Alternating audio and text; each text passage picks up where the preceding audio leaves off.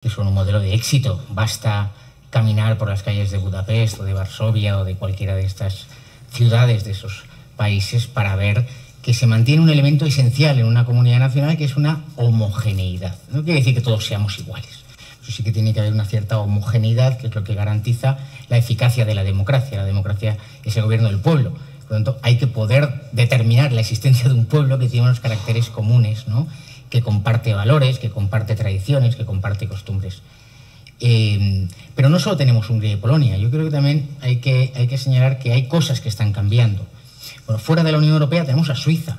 Suiza también tiene un modelo duro, en el sentido de proteger sus fronteras y proteger su mercado laboral. Tú en Suiza, si no tienes un contrato de trabajo, tú no permaneces en Suiza. O incluso naciones como Dinamarca, que están adoptando medidas también serias y severas para el control de la inmigración ilegal. Es decir, lo primero que hay que tener en cuenta es que se puede controlar la inmigración ilegal. El inmigracionismo, es decir, esa teoría de que la inmigración es inevitable y necesaria. Yo creo que hay que combatir las dos ideas. En primer lugar, la inmigración puede ser necesaria o puede ser innecesaria, en función de la realidad del momento. Pero sobre todo no es inevitable. En esta vida no hay nada inevitable salvo la muerte, ¿no? Y por tanto se pueden adoptar medidas en frontera y luego se pueden adoptar medidas legales. ¿Es posible emular esos modelos de éxito, pues como lo que estamos comentando, ¿no?, en Hungría, Polonia o en Suiza, en un país como el nuestro, en España? No, por supuesto que es posible emularlo. Y hay que tener voluntad política. Cierto es que cada día que pasa, cada día que se hacen mal las cosas, se va a hacer más difícil revertir esa situación. Pero podemos empezar por tener un mejor control en la frontera, por distinguir bien en la tramitación, en las leyes y en la tramitación, entre el asilado y el inmigrante que simplemente quiere ganarse la vida en Europa, y por tanto para ganarse la vida en Europa hay que tener un contrato de trabajo. Si usted no tiene un contrato de trabajo, si usted no ha sido llamado legalmente por una empresa, si usted ha entrado o ha intentado entrar por un lugar que no está habilitado al efecto, ya no digo que haya entrado en una embarcación traída por las mafias, sino simplemente pues el que salta la valla o el que entra también de forma irregular en el aeropuerto de Barcelona o de Madrid y luego pretende quedarse, pues, o no puede quedarse. Eso es una cuestión. Y luego hay otras cuestiones más de fondo. Por ejemplo, si uno mira la historia de la inmigración ilegal en países como Francia, como Dinamarca o como Suecia, uno de los elementos más graves que ha producido una expansión de la inmigración a ese punto que llamamos masiva y descontrolada son las políticas de reagrupación familiar. Eso ha determinado un volumen brutal de llegada masiva, repito, indiscriminada, de personas que se reagrupan familiarmente sin tener medios para subsistir. Y el problema de fondo es una mala interpretación del estado del bienestar. El estado del bienestar es un modelo de estado que se dan los europeos en un determinado momento para los propios europeos, pero que, por tanto, se basa en que aquellos que trabajan, cotizan, pagan impuestos, contribuyen, pues establecen toda una serie de medidas y de beneficios sociales, pues por supuesto, porque se basa en un principio de justicia, que el que se ha quedado sin trabajo, pues la comunidad dice, pues yo te voy a apoyar hasta que encuentres trabajo, eso es bueno. O cuando alguien llega a una edad en la que razonablemente, de forma física o mental, pues ya no puede trabajar y rendir como hacía, pues a los 65, a los 60, a los 62, la edad que se determine, pues la comunidad, todos los que formamos parte de esa comunidad nacional, decimos, ahora te toca descansar, ahora te toca, vamos los demás a contribuir por ti. Y esto, mal interpretado, ahora se ha convertido en un sistema de ayudas para la inmigración masiva y para la inmigración discriminada. Y por lo tanto se está produciendo un verdadero derrumbe de nuestro modelo. Un dato, por ejemplo. El discurso inmigracionista viene a decir que es que vienen a pagarnos las pensiones. Dejemos de lado la ideología, vayamos a los datos. Es que es mentira. Es que la tasa de desempleo entre los inmigrantes es muy superior a la tasa de desempleo entre los europeos. Yo tengo aquí los datos, creo que son del 2021, porque los anoté ya.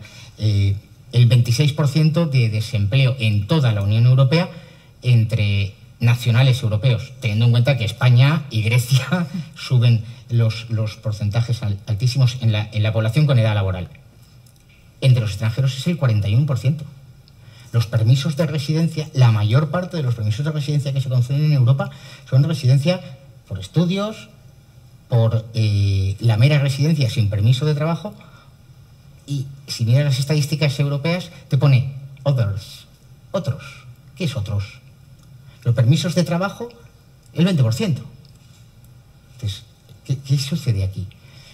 Pues hay que combatir esto con datos y explicar la realidad, ¿no? Y por lo tanto podemos hacer políticas para incentivar que el que venga a trabajar. Y para incentivar que el que venga a trabajar, lo que tenemos que hacer es darle una vuelta a nuestro estado del bienestar y decir algo que es de sentido común, que se defiende por muchísimos partidos conservadores y patriotas en Europa, que es que las ayudas sociales tienen que ser para los nacionales del país de turno. Pues se defiende en Fratelli en Italia, se defiende por los patriotas en Francia, se defiende en Polonia o se defiende en Hungría. Es una cosa pues muy razonable. Yo creo que todo el mundo, no hace falta pegar gritos para defender esto. Pues es una forma razonable y todo el mundo lo entiende. Un padre de familia lo entiende, que primero primero son sus hijos y luego pues efectivamente pues habrá que ayudar al vecino. Es verdad que esas políticas de reagrupación familiar es una de las que se están usando, ¿no? Para también para fomentar esa inmigración, para que se incremente. Y también ocurre algo parecido con los menores de edad, ¿no? De hecho, en muchas ocasiones nos encontramos con que hay ONGs o también incluso se han enviado textos desde la Unión Europea dando recomendaciones de qué tipo de cosas, ¿no?, tienen que decir estos inmigrantes cuando llegan a estas naciones de Europa, y muchas de ellas tienen que ver también con la minoría de edad, ¿no? Si son menores de edad, tienen un acceso más sencillo a una solicitud de asilo, ¿no? Si no me equivoco, también en la Unión Europea, confírmamelo, Jorge, se están tomando medidas en este sentido para dificultar ese examen, ¿no?, de la minoría de edad de estos inmigrantes. Bueno, a ver, en el ámbito de todo lo que podríamos llamar el inmigracionismo, que es la normativa y la aplicación del derecho de la inmigración, como del asilo, se producen fraudes masivos. Uno es el de la edad, que es engañar tu edad. Otro es el de la propia nacionalidad o del origen. La mayoría, muchísimos inmigrantes llegan indocumentados. Dice, yo es que vengo de tal país. Y entonces el policía en frontera dice, pues viene de tal, pero no tenemos ninguna garantía. Tiene 16 años y viene de Afganistán. ¿Y por qué? Pues porque lo ha hecho él, no tenemos ningún criterio. Y se ha utilizado un fraude que se ha descubierto por todas esas ONG subvencionadas, por despachos profesionales subvencionados, que han descubierto la trampa, sobre todo se está produciéndose en los últimos años, de reclamar el asilo, aun careciendo de los requisitos de asilo, porque así evitas la expulsión y entras en un régimen de protección social. Esto se puede acabar muy fácil. Hay una directiva que España no ha traspuesto, y quiero decir que no lo han traspuesto bastantes países de la Unión Europea. De los 27, solo 20. Por lo tanto, hay 7 países que no lo han hecho. Pero es que además es una directiva que estaba en vigor en tiempos de señor Rajoy. Es decir, que ya han pasado bastantes años y ya el gobierno de Rajoy, del Partido Popular, no lo hizo, que es hacer una lista de países seguros. Países en los que, si alguien viene y dice que es refugiado, es un perseguido político, con carácter general decimos, no, ese es un país seguro. Imaginemos, viene alguien, entra en España y dice, pues yo es que vengo de Canadá. No, Canadá es un país seguro. Canadá es un país seguro, es un país con el que celebramos convenios internacionales, con el que tenemos comercio. Pues a usted no le voy a reconocer la condición de asilado. Expulsión inmediata. Esto es lo que está aplicándose en Hungría y se está aplicando en Polonia. El control de frontera. Oiga, no, usted ya no entra. Y aquí entran a manadas. Desembarcan ahí, como el desembarco de Normandía, cientos en las Islas Canarias y automáticamente son repartidos por todo el territorio nacional. Yo creo que eso hay que combatirlo.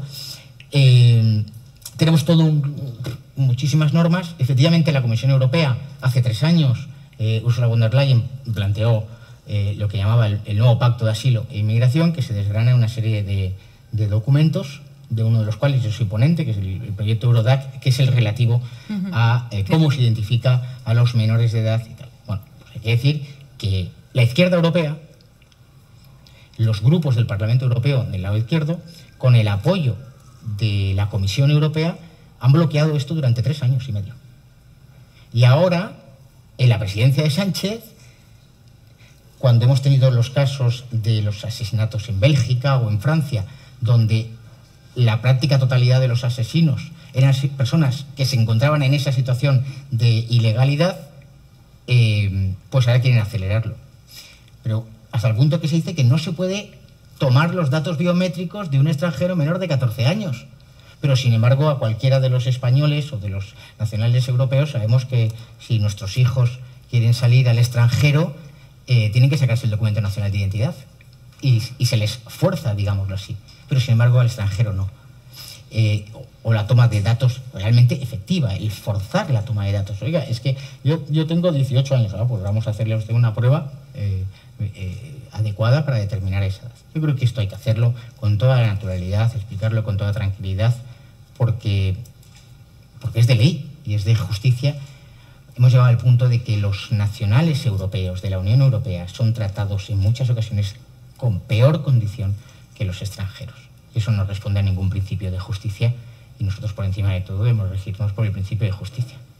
Decía antes que, claro, pues es de sentido común no dar ciertas ayudas que no se dan a los nacionales, ¿no?, del país, a estos inmigrantes ilegales que vienen de fuera. Pero ¿qué es realmente ser nacional, ¿no? ¿Qué implica la nacionalidad y qué hacemos en esos casos en los que estos inmigrantes ilegales ya no lo son, sino que son legales y en muchos casos tienen nacionalidad pero cometen algún tipo de delito?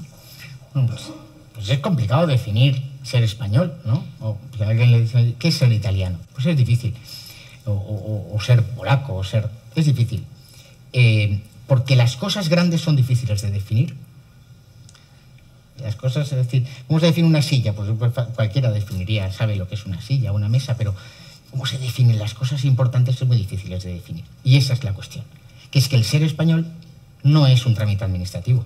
Ser español, pues es un conjunto de cosas, pues repito, muy difíciles de definir, pero es esa adhesión personal a una historia, a una tradición, a unas costumbres, por supuesto, a un idioma, a una forma de hacer, a una forma de entender la ley, a una forma de entender el principio de igualdad. Eso es lo que es ser español. ¿Qué sucede en España? En España y en muchos países de Europa, ha sucedido que tenemos una legislación para dar la nacionalidad anticuada. Una legislación para aquellos casos y aquellos momentos de la historia en que éramos los europeos los que íbamos, pues, españoles que iban a América, italianos, por ejemplo, masivamente iban a América, pues ingleses, aunque no estén dentro de la Unión Europea, son europeos, los ingleses o los franceses que se iban al norte de América. Bueno, teníamos una legislación que estaba pensando en que no perdiese la nacionalidad aquel que se iba fuera. Y era una legislación, por tanto, que promovía, en cierta manera, porque había una necesidad, ahí sí, de que pues, pudiesen adquirir la nacionalidad aquellos que venían a nuestro territorio, porque era muy poco habitual, era excepcional. Pero claro, cuando están entrando en Europa millones de personas cada año, legal e ilegalmente, es evidente que las normas de nacionalidad tienen que cambiar. Voy a poner un ejemplo. Como es un problema europeo, digamos, y muchos no lo sabrán, pero en España hay un supuesto de adquisición de la nacionalidad que es para el que lleve un año en España casado con español o española. Yo estoy casado. Y muchos de los que nos están oyendo están casados. Un año de matrimonio. Ni siquiera consolida una relación matrimonial. ¿Cómo va a consolidar la relación con una comunidad nacional de siglos? Un año. Y entonces ya el año y un mes, pues ya.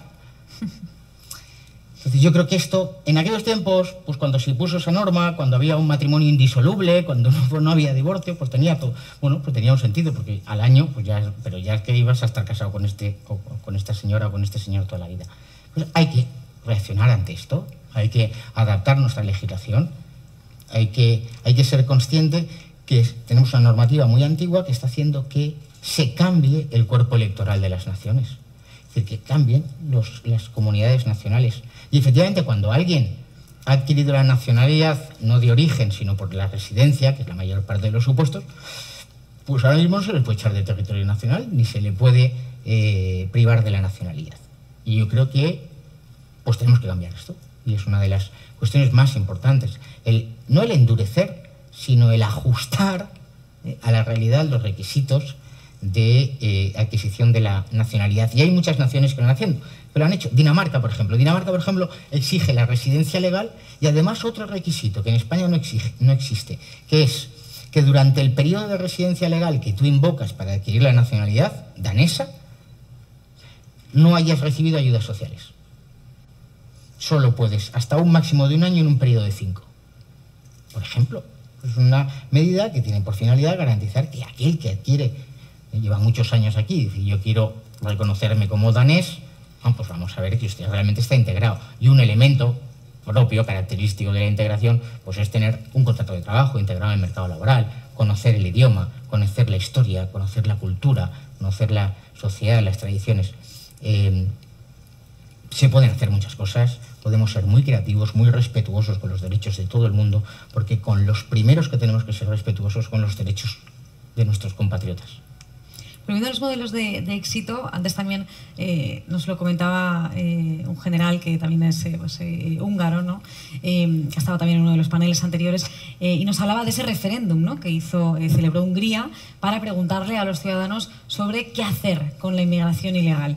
Yo sé que ahora mismo en España, y tal y como está la situación, oír de referéndum es algo que nos da pesadillas, pero ¿qué grado de aceptación crees que tendría la celebración de un referéndum de este estilo en nuestro país? Pues yo creo que más allá de la aceptación o no, lo cierto es que nosotros sabemos que durante 40 años, que es el tiempo que lleva España dentro del territorio de la Unión Europea, bueno, 23 más 15, 38, las políticas de inmigración se han ido decidiendo en virtud de unas élites que están en Bruselas y que están en Madrid y que han ido tomando decisiones sin consultar a los españoles sobre algo que afecta realmente a la vida de las personas.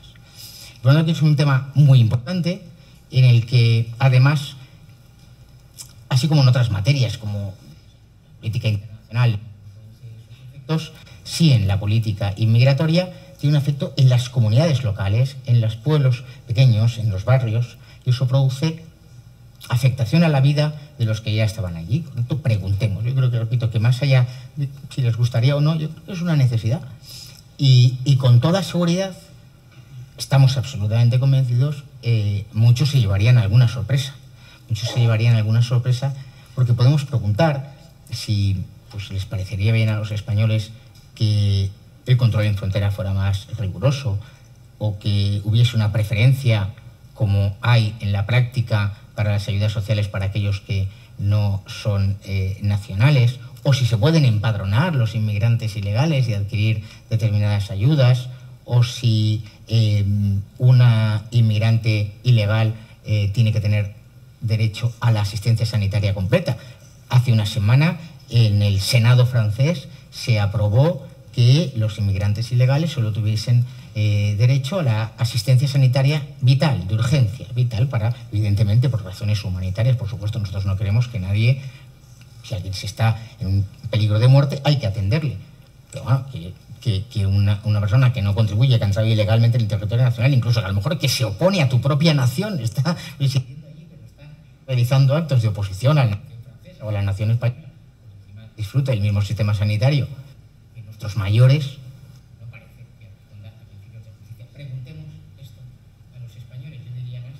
Preguntemos a todos los europeos. Preguntemos a todos los europeos y digámosle a Ursula von der Leyen lo que quieren los europeos en materia de protección de las fronteras. ¿Qué expectativas hay de cambio de la situación con la inmigración ilegal en Europa a partir de las elecciones de 2024 que se celebran en el Parlamento Europeo? El futuro, siempre estamos con futuribles. Tengo mucha confianza en las elecciones del 9 de junio de 2024. Creo que los partidos, bueno, las etiquetas nunca nos ha gustado, pero conservadores, patriotas, reformistas, identitarios, da igual. Es decir, todos aquellos partidos que se oponen al consenso europeo en esta materia van a tener un crecimiento extraordinario, extraordinario. Lo están diciendo ya algunas encuestas europeas, pero hay que tener en cuenta que, pues por ejemplo, Si vamos repasando las primeras naciones, ¿no? Alemania. Pues en Alemania es muy probable que los dos primeros partidos no sean del lado izquierdo de la tabla. En Francia es muy probable, el partido que ahora mismo está en las encuestas, un partido que está dentro de un grupo que está fuera del consenso europeo. En Italia va a haber victoria clarísima de Fratelli de Italia. España, que es la cuarta nación, pues confiamos en que Vox, que está dentro del grupo de conservadores y reformistas europeos, tengamos un resultado también extraordinario en las elecciones. Por lo tanto, son las cuatro grandes naciones. Yo creo que tenemos una oportunidad, más aún, sin ponernos fatalistas. La situación de la última legislatura demuestra que si no hay un cambio radical el 9 de junio de 2024 en el Parlamento Europeo y por tanto en la Comisión Europea, ese discurso que vamos haciendo de que la Unión Europea lleva en crisis desde hace 20 años, 15, se va a agravar y puede que entremos en una situación de absoluto colapso de la Unión Europea a nivel económico, a nivel social y por supuesto a nivel inmigratorio, con lo cual tenemos un deber, una obligación del 9 de junio haya un cambio en el Parlamento Europeo y eso permita que el Parlamento Europeo, en esa intervención que tiene en el nombramiento de la presidencia de la Comisión Europea, pegue un giro y en materia migratoria tiene que ser un giro de 180 grados, es decir, aquí no entra nadie que no entre legalmente y aquí muy excepcionalmente vamos a considerar asilados. Estamos hablando de que una gran parte, porcentaje altísimo de quienes pretenden el asilo son nacionales de origen de países musulmanes. Pero hemos visto como las grandes naciones ricas del Oriente Medio musulmán han dicho que ellos no recogen a nadie. Pues mire usted, esto es lo que hay que cambiar y yo creo que es algo en el que la mayor parte de los europeos están de acuerdo y solo es nuestra responsabilidad de conseguir llegar a todas las casas y explicárselo, porque evidentemente de los medios de comunicación no podemos esperar absolutamente nada. Pues ojalá sea así, podamos contarlo también en el próximo encuentro Frontera Sur, si lo celebramos el año que viene. Muchísimas gracias, Jorge Buxade, por estar con nosotros. Muchísimas gracias a vosotros.